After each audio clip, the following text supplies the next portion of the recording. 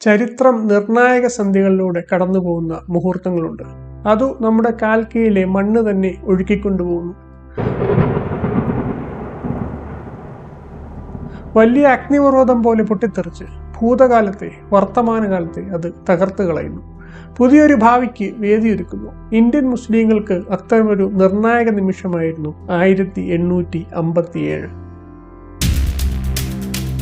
ഒന്നാം ഇന്ത്യൻ സ്വാതന്ത്ര്യ സമരം എന്ന് അറിയപ്പെടുന്ന ശിപ്പായി ലഹള വെറുമൊരു കലാപമായിരുന്നില്ല, അതൊരു വഴിത്തിരിവായിരുന്നു. അത് മധ്യകാല ഇന്ത്യൻ രാഷ്ട്രീയ ക്രമങ്ങളുടെ അന്ത്യം കുറിച്ചു. അതിൻ്റെ ചാരത്തിൽ നിന്ന് മാറ്റത്തിൻ്റെ കാറ്റ് വീശി. ആധുനിക രാഷ്ട്രീയ സാമൂഹിക പ്രസ്ഥാനങ്ങൾ രൂപം കൊണ്ടു. ഇന്ത്യയിലെ മുസ്ലിങ്ങളെ സംബന്ധിച്ച് അതൊരു നീണ്ട വേദനാജനകമായ അപരവൽക്കരണത്തിൻ്റെ ആരംഭമായിരുന്നു. രാഷ്ട്രീയ അധികാരം കൈമോശം വന്നിരിക്കുന്നു. യുദ്ധത്തിലൂടെ, നയതന്ത്രത്തിലൂടെ ബ്രിട്ടീഷുകാർ നിയന്ത്രണം ഏറ്റെടുത്തു കഴിഞ്ഞു. 1857 പരാജയത്തോടെ അത് പൂർണ്ണമായി. പല മുസ്ലിങ്ങളും പുതിയ സാമൂഹിക ക്രമത്തിൽ നിന്ന് പിന്മാറിക്കൊണ്ട് പ്രതികരിച്ചു. അവർ ബ്രിട്ടീഷുകാരെ ഒഴിവാക്കി. അവരുടെ ഭാഷ, സ്കൂളുകൾ, നിയമങ്ങൾ എന്നിവ ബഹിഷ്കരിച്ചു. എന്നാൽ ഇത് കാര്യങ്ങൾ വഷളാക്കി. ലോകം മുന്നോട്ടു പോകുമ്പോൾ വടക്കേ ഇന്ത്യയിലെ മുസ്ലിങ്ങളുടെ ജീവിതത്തെ അത് പിറകോട്ടടിക്കുകയായിരുന്നു. ബ്രിട്ടീഷ് അധികാരം രാഷ്ട്രീയത്തെ മാറ്റുക മാത്രമല്ല ചെയ്തത്, അവർ ഇന്ത്യൻ സമൂഹത്തിന്റെ ആത്മാവിനെയും പുനർനിർമ്മിക്കുകയായിരുന്നു. ബംഗാളിൽ പരമ്പരാഗത വ്യവസായങ്ങളെ അന്യായമായ നയങ്ങളിലൂടെ അവർ തകർത്തു കളഞ്ഞു. കാരണം ബ്രിട്ടീഷുകാർക്ക് ഇന്ത്യയിൽ നിന്ന് അസംസ്കൃത വസ്തുക്കൾ മാത്രമായിരുന്നില്ല വേണ്ടത്. ഇന്ത്യ അവർക്ക് ബ്രിട്ടീഷ് നിർമ്മിത ഉൽപ്പന്നങ്ങൾക്ക് വേണ്ട ഒരു വലിയ വിപണി കൂടിയായിരുന്നു. അതിൻ്റെ ഫലമായി പ്രാദേശിക കരകൗശല വൈദഗ്ധ്യം തകർന്നു. ഗിൽഡുകൾ പിരിച്ചുവിടപ്പെട്ടു. പഴയ ജോലികൾ അപ്രത്യക്ഷമായി. വ്യവസായം തകർന്നതോടെ പണമിടപാടുകാർ ഭരണം നടത്തി. എന്നാൽ ഇസ്ലാമിൽ പലിശ ഈടാക്കുന്നത് നിഷിദ്ധമായതിനാൽ മിക്ക മുസ്ലിങ്ങളും പണം കടം കൊടുക്കുന്നതിൽ നിന്നും വാങ്ങുന്നതിൽ നിന്നും വിട്ടുനിന്നു. അത് അവരെ പുതിയ സമ്പദ് വ്യവസ്ഥയിൽ നിന്നുകൂടി വിച്ഛേദിച്ചു. മറ്റൊരു വലിയ പ്രഹരം വന്നു: ഭാഷ. 1835 ഉന്നത സ്ഥാപനങ്ങളിൽ പേർഷ്യന് പകരം ഇംഗ്ലീഷ് വന്നു. 500 വർഷമായി ഡൽഹിയിലെ ഭരണത്തിൻ്റെ ഔദ്യോഗിക ഭാഷ എന്ന നിലയിൽ മുസ്ലിം സംസ്കാരത്തിൻ്റെയും പാണ്ഡിത്യത്തിൻ്റെയും ഒരു പ്രധാന ഭാഗമായിരുന്നു പേർഷ്യൻ. അതില്ലാതായതോടെ മുസ്ലിം ഇന്ത്യക്കും അതിൻ്റെ പേർഷ്യൻ വേരുകൾക്കുമിടയിലുള്ള പാലം തകർന്നു. വിദ്യാഭ്യാസത്തിലും ഭരണത്തിലും മുസ്ലിങ്ങൾക്ക് ഉണ്ടായിരുന്ന സ്വാധീനവും അതോടെ അവസാനിച്ചു. എല്ലാത്തിനും മീതെ 1857 പ്രക്ഷോഭം, അതിൻ്റെ സാമൂഹിക പ്രത്യാഘാതം മുസ്ലിങ്ങൾക്ക് വിനാശകരമായിരുന്നു. ഒരു നയമായിക്കൊണ്ട് തന്നെ അവരോട് ബ്രിട്ടീഷുകാർ പ്രതികാരത്തിനിറങ്ങി. കലാപാനന്തരം പഴയ മുസ്ലിം വരേണ്യവർഗം അപ്രത്യക്ഷമായി. ബുദ്ധിജീവികളും നേതൃനിരയും തകർന്നു. സമ്പത്തും ജോലികളും ഇല്ലാതായി. പരാജയം അംഗീകരിക്കാൻ കഴിയാത്തത്ര അഭിമാനം, പൊരുത്തപ്പെടാൻ കഴിയാത്തത്ര മുറിവുകൾ. മുസ്ലിം സമൂഹം ഭൂതകാല മഹിമയിൽ കുടുങ്ങി കടബാധ്യതയിൽ മല്ലിട്ടു. സമൂഹത്തിൻ്റെ പിന്നാമ്പുറങ്ങളിലേക്ക് അവർ വീണു. ആ ഇരുണ്ട കാലത്തെ അംഗീകരിക്കാൻ വിസമ്മതിച്ചുകൊണ്ട് ഒരു വ്യക്തിത്വം മുന്നോട്ട് വന്നു: സർ സയ്യിദ് അഹമ്മദ് ഖാൻ. ചിന്തകൻ, പരിഷ്കർത്താവ്, ഇന്ത്യൻ മുസ്ലിങ്ങളെ ഈയൊരു പുറന്തോടിനുള്ളിൽ നിന്ന് പുറത്തു വന്ന് ചരിത്രപരമായ ഒഴുക്കുകളെ അഭിമുഖീകരിക്കാൻ പ്രാപ്തനാക്കിയ വ്യക്തി. ഭൂതകാലത്തിന് അതിൻ്റെതായ ഗുണങ്ങളുണ്ടായിരുന്നു. അതിൻ്റെ പൈതൃകങ്ങൾ ഏറെ വിലപ്പെട്ടതായിരുന്നു. പക്ഷേ ഒരു സമൂഹം നേരിടേണ്ടത്, രൂപപ്പെടുത്തേണ്ടത് ഭാവിയെയാണ്. 1817 ഡൽഹിക്ക് സമീപം ആദരണീയവും പ്രശസ്തവുമായ ഒരു കുടുംബത്തിലാണ് സർ സയ്യിദ് അഹമ്മദ് ഖാൻ ജനിക്കുന്നത്.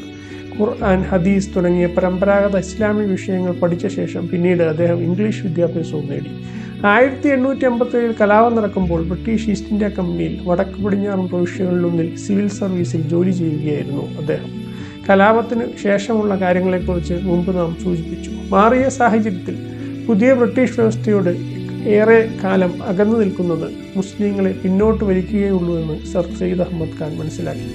മുസ്ലിങ്ങൾ ബ്രിട്ടീഷുകാർ അവരെയും സംശയിക്കുന്നിടത്തോളം കാലം അവർ രാഷ്ട്രീയത്തിൽ നിന്നും ജോലികളിൽ നിന്നും വിദ്യാഭ്യാസത്തിൽ നിന്നും അകറ്റി നിർത്തപ്പെടുമെന്ന് അദ്ദേഹം വിശ്വസിച്ചു. 1870 അദ്ദേഹം ഇംഗ്ലണ്ടിലേക്ക് ഒരു യാത്ര ചെയ്തു. മുസ്ലിങ്ങൾ പുരോഗതി കൈവരിക്കണമെങ്കിൽ ആധുനിക വിദ്യാഭ്യാസം, പ്രത്യേകിച്ച് ഇംഗ്ലീഷ് ഭാഷ പഠിക്കണമെന്ന അഭിപ്രായവുമായാണ് അദ്ദേഹം തിരിച്ചെത്തിയത്. അങ്ങനെ 1877 അദ്ദേഹം അലിഗഡിൽ മുഹമ്മദൻ ആംഗ്ലോ ഓറിയന്റൽ കോളേജ് സ്ഥാപിച്ചു. ധീരമായ പേര്, ധീരമായ നീക്കം. പാശ്ചാത്യ വീക്ഷണങ്ങൾ പഠിക്കാൻ ഇന്ത്യൻ മണ്ണിൽ വേരൂന്നിയ സ്ഥാപനം. യാഥാസ്ഥിതിക പണ്ഡിതന്മാർ, അദ്ദേഹത്തെ ഒരു വഞ്ചകനായി കണ്ടു. പക്ഷെ അദ്ദേഹം പിന്തിരിഞ്ഞില്ല. കോളേജിലേക്ക് ഇംഗ്ലീഷ് പ്രൊഫസർമാരെ കൊണ്ടുവന്നു. അതിന് ഫണ്ട് തേടി അലഞ്ഞു. ഡൽഹിയിൽ നിന്ന് പിന്തുണ കിട്ടാതായപ്പോൾ ഇന്ത്യയിലൂടെ, വടക്കേന്ത്യയിൽ പലയിടങ്ങളിലൂടെ അലഞ്ഞു. പഞ്ചാബിലുള്ള മുസ്ലിങ്ങൾ ബ്രിട്ടീഷുകാർക്ക് കുറച്ചുകൂടി അനുകൂലമായിരുന്നു. കാരണം അവർ ബ്രിട്ടീഷുകാർ തങ്ങളെ സിഖ് ആധിപത്യത്തിൽ നിന്ന് മോചിപ്പിച്ചു എന്ന് വിശ്വസിച്ചിരുന്നു. അവർ അദ്ദേഹത്തെ ഊഷ്മളമായി സ്വാഗതം ചെയ്തു. അദ്ദേഹത്തിന് സമ്പത്തും പിന്തുണയും നൽകി. താമസിയാതെ അലിഗഡ് ഒരു പുതിയ വിദ്യാഭ്യാസ സംസ്കാരം രൂപപ്പെടുത്തി. കുലീന കുടുംബങ്ങളിൽ നിന്നോ സാധാരണക്കാരിൽ നിന്നോ ഉള്ള യുവ മുസ്ലിങ്ങൾ ശാസ്ത്രം, തത്വചിന്ത, രാഷ്ട്രീയം എന്നിവ പഠിക്കുന്ന സ്ഥലമായി തീർന്നു. ആധുനികതയിലേക്ക് അതിവേഗം മാറിക്കൊണ്ടിരിക്കുന്ന ഇന്ത്യയിൽ എങ്ങനെ അതിജീവിക്കണമെന്നും മുന്നോട്ട് പോകണമെന്നും ആ സ്ഥാപനം അവരെ പഠിപ്പിച്ചു. സർ സെയ്ദ് ഒരു കോളേജ് പണിയുക മാത്രമല്ല ചെയ്തത്. അദ്ദേഹം ഒരു വിദ്യാഭ്യാസ പ്രസ്ഥാനത്തിന് തുടക്കമിട്ടു. ആത്മാവ് നഷ്ടപ്പെടാതെ മുസ്ലിങ്ങൾക്ക് അധികാരത്തിൻ്റെ ഭാഷ സംസാരിക്കാൻ കഴിയുന്ന ഒരു ഭാവി സങ്കല്പിക്കാൻ അദ്ദേഹം ധൈര്യപ്പെട്ടു. 1898 അദ്ദേഹം അന്തരിച്ചു. പക്ഷേ അദ്ദേഹത്തിൻ്റെ സ്വപ്നം തുടർന്നു. 1921 ആ കോളേജ് അലിഗഡ് മുസ്ലിം സർവകലാശാലയായി മാറി. ചിന്തയുടെയും സംവാദത്തിൻ്റെയും സ്വത്വത്തിൻ്റെയും ശക്തി കേന്ദ്രം. ഉപഭൂഖണ്ഡത്തിൻ്റെ ഭാവി രൂപപ്പെടുത്തിയ നേതാക്കളും കവികളും രാഷ്ട്രീയക്കാരും പിന്നീട് അതിൻ്റെ ഹാളുകളിൽ നിന്നാണ് വന്നത്. ചിലർക്ക് സർ സെയ്ദ് ഒരു വിപ്ലവകാരിയായിരുന്നു, മറ്റുള്ളവർക്ക് അപ്പോളജിസ്റ്റായ ഒരു ആധുനികവാദിയായിരുന്നു. എന്നാൽ ആർക്കും ഒരു കാര്യം നിഷേധിക്കാൻ കഴിയില്ല: അദ്ദേഹം തുറന്ന വാതിലാണ് പുതിയ യൂറോപ്യൻ ആശയങ്ങളിലേക്ക് ഇന്ത്യൻ മുസ്ലിങ്ങളെ കൈപിടിച്ച് നടത്തിയത്. ലോകത്തെ അത് ഉള്ളതുപോലെ സ്വീകരിക്കാൻ മാത്രമല്ല അദ്ദേഹം മുസ്ലിങ്ങളോട് ആവശ്യപ്പെട്ടത്, അതിനെ മുന്നോട്ട് രൂപപ്പെടുത്താനുള്ള ശക്തി സംഭരിക്കാനും കൂടിയാണ്. ചരിത്രം പ്രകമ്പനങ്ങൾ നിറഞ്ഞതാണ്. എന്നാൽ ഓരോ പ്രകമ്പനവും ശേഷം ഒരു തിരഞ്ഞെടുപ്പിന് അവസരം നൽകുന്നു. ഭൂതകാലത്തിൻ്റെ അവശിഷ്ടങ്ങൾക്കിടയിൽ ഒളിക്കണോ, അതോ ഉയർത്തെഴുന്നേൽക്കുകയും പുനർനിർമ്മിക്കുകയും ചെയ്യണോ? സർ സെയ്ദ് അഹമ്മദ് ഖാൻ ഉയർത്തെഴുന്നേൽക്കാൻ തീരുമാനിച്ചു. എന്തുകൊണ്ട് സർ സെയ്ദ് അഹമ്മദ് ഖാൻ എന്ന ചോദ്യത്തിൻ്റെ ഉത്തരവും അതാണ്.